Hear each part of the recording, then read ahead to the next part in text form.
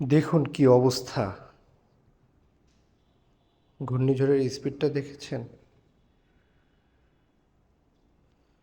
বন্ধুরা আসসালামু আলাইকুম।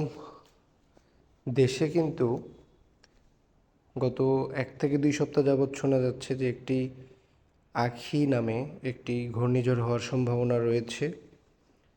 তো সেটি পরবর্তীতে প্রাকৃতিক বিষয় সবই আল্লাহ তাআলার হাতে কিছুটা কমে গিয়েছে, কিন্তু বাংলাদেশ থেকে একটু অদূরে ভারতের অন্ধ্রপ্রদেশের মধ্যে কিন্তু এই মুহূর্তে মান্থা নামে একটি ঘূর্ণিঝড়ের দেখা যাচ্ছে, যেটার বৃষ্টি কিন্তু প্রায় 3.5 মিলিমিটার পর্যন্ত, আমরা উপরে বাম পাশে কর্নারে খেয়াল করেন, প্রায় 3.5 মিলিমিটার পর্যন্ত কিন্তু 4.5 মিলিমিটার পর্যন্ত কিন্তু বৃষ্টি হওয়ার সম্ভাবনা রয়েছে বা হচ্ছে সেখানে অলরেডি এখন এই মুহূর্তে।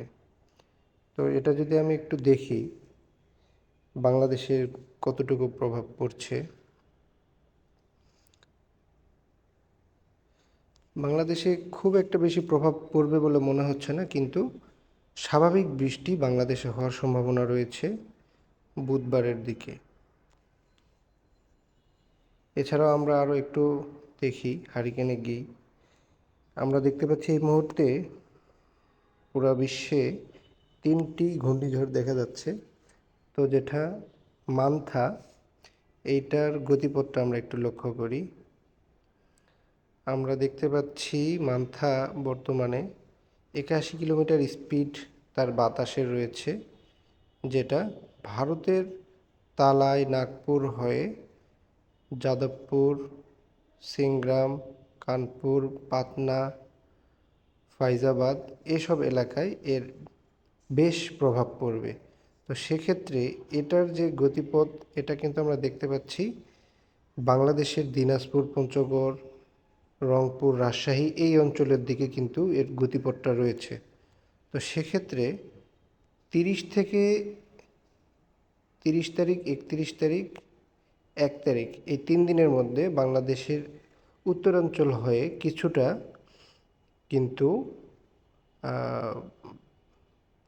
বাতাস অথবা ঘূর্ণিঝড় হওয়ার সম্ভাবনা রয়েছে। তারপর আমরা কিছুটা দেখি, এখানে চেষ্টা করি যে এর প্রভাব কতটুকু পড়ার সম্ভাবনা রয়েছে।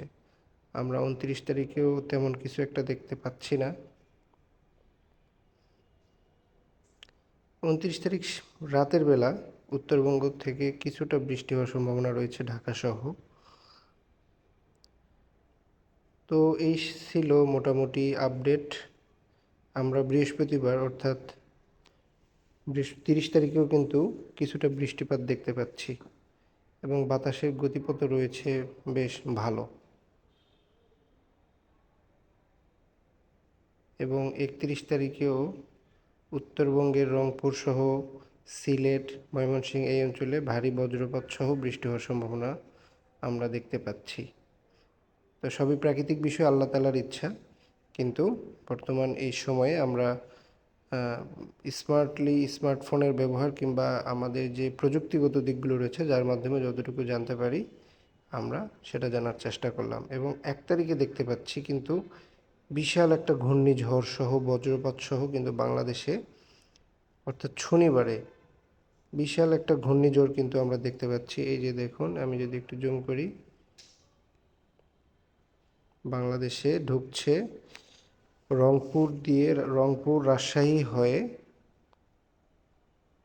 এটা গতিপথ পরিবর্তন করছে, সিলেট অঞ্চলের দিকে অগ্রসর হচ্ছে সিলেট, এবং ঢাকাতে হালকা কিছু হওয়ার সম্ভাবনা রয়েছে, যা 2 তারিখ রবিবার পর্যন্ত স্থায়িত্ব আমরা দেখতে পাচ্ছি।